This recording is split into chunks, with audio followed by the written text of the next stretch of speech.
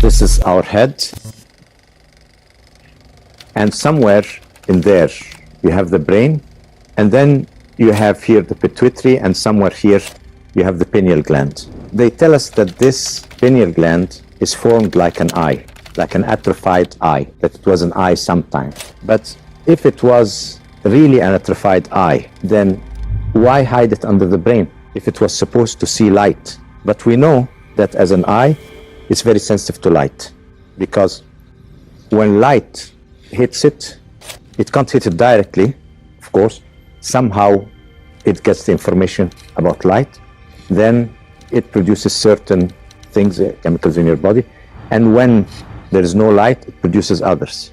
So the moment the light goes off, it starts producing things like, for example, melatonin, and it puts you to sleep. But if this was the main reason for this, then the logical place for it would be somewhere out there. If it's an organ that senses light, the logical place for it would be somewhere where it can get the light. Or why would we need it to begin with? Because the eyes can do it for us.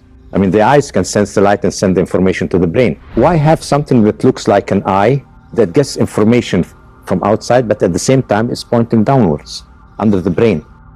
It must be, when we speak of its relationship to light. Now we are speaking about light being created in our system. We create our light. So it is sensitive, it could be sensitive to something there, but it is also related to some inner light. You know, this point in the ear, when you have your ear like that, in Chinese medicine, you imagine the ear like this to be like an inverted fetus, with the eyes here, the hands here, you see, and the legs here. It's like that. And the points here in treatment, they reflect every organ in your body. So your whole body is present in your ear like that. Now, in ancient times, there was nothing called jewelry. You wear jewelry here, you wear jewelry there. No.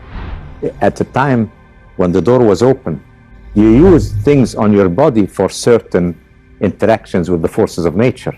So this point here in Chinese acupuncture is called the point of inner light. And if you put some crystals or diamonds here, that means you activate through resonance, you enter into resonance with your inner light. So your inner vision gets activated. And when they had the priestesses, the young priestesses in the temples, one of the way to activate their inner vision was to put any type of crystal or diamond here, depending on what you wanted to do, you see. Today, you find people piercing everywhere. Now that's very, very dangerous. You could completely disrupt the functioning of your physical organs by piercing at this point or at that point or this point. They don't know that every point in the body is related to a certain organ, and you don't know the point you are piercing with what is it related, what are you really piercing, and what metal are you putting there, and what thing, something might be good in one place and not in the other, and all that. So it's very, very dangerous. We have seen, there is evidence that the ancient Egyptians did some piercing and things, and the Sumerians did it, or we have evidence of tattoos in ancient times and all that, but they chose the right symbol, the right shape on the right spot and all that. It wasn't just playing around. So if this is inner vision, why here?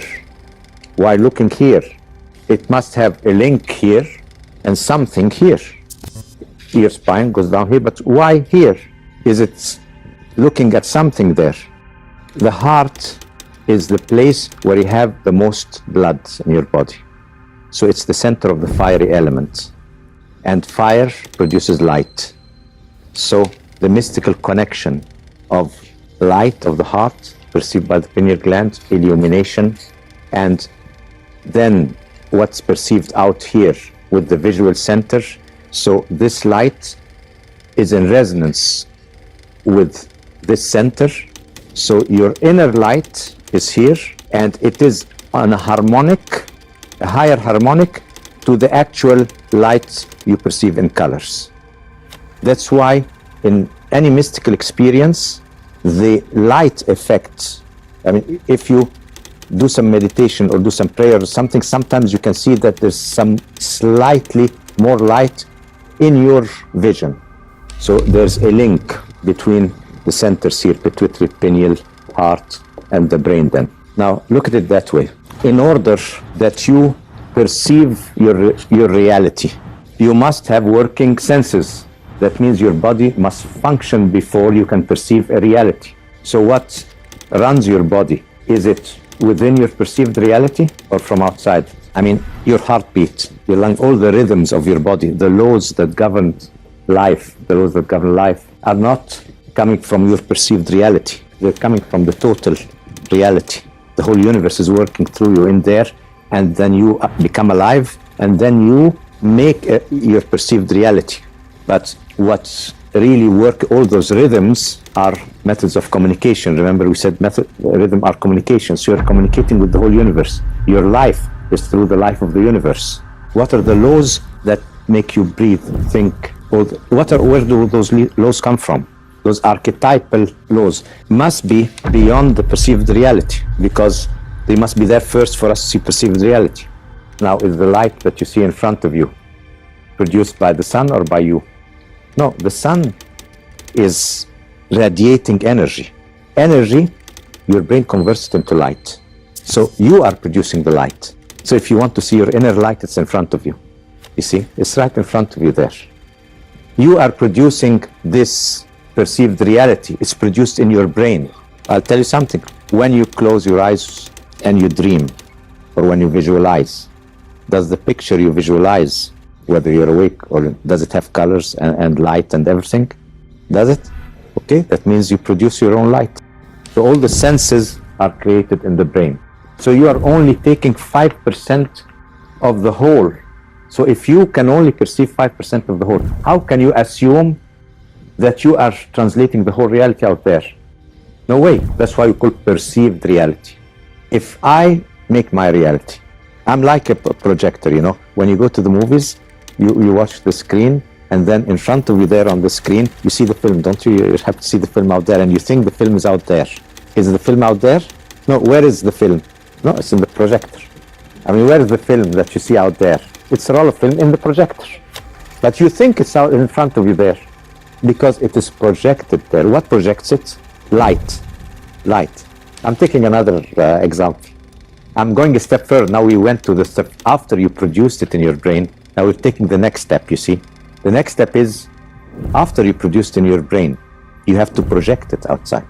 Because this reality, if it's not projected, it's not, you don't feel it as your environment. So the senses do not only capture information, it's not a one-way street. No, all your senses work both ways. So active in reception and active in projection.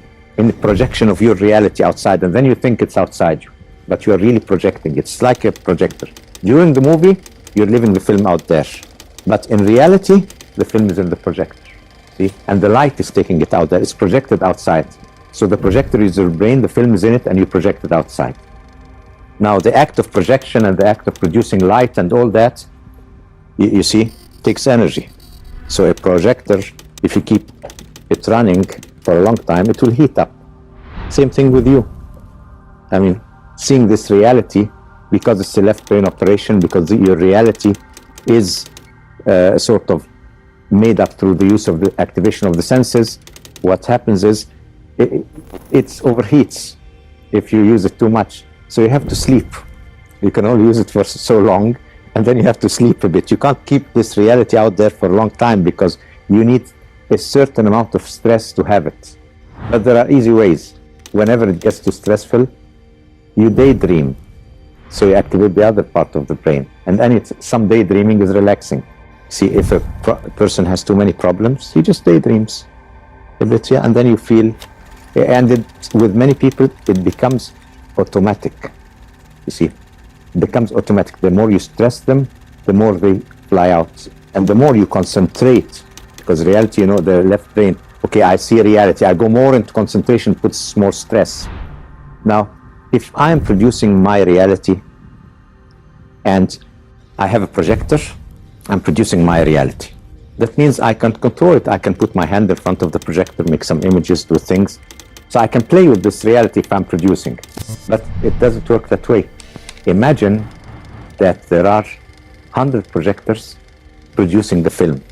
I can't, whatever I do with one will not even be seen out there. Even if I close it off completely, the film is still going on, you see. So it's like, if I have one instrument with one string, and I hit the string, I can stop it and the sound goes away.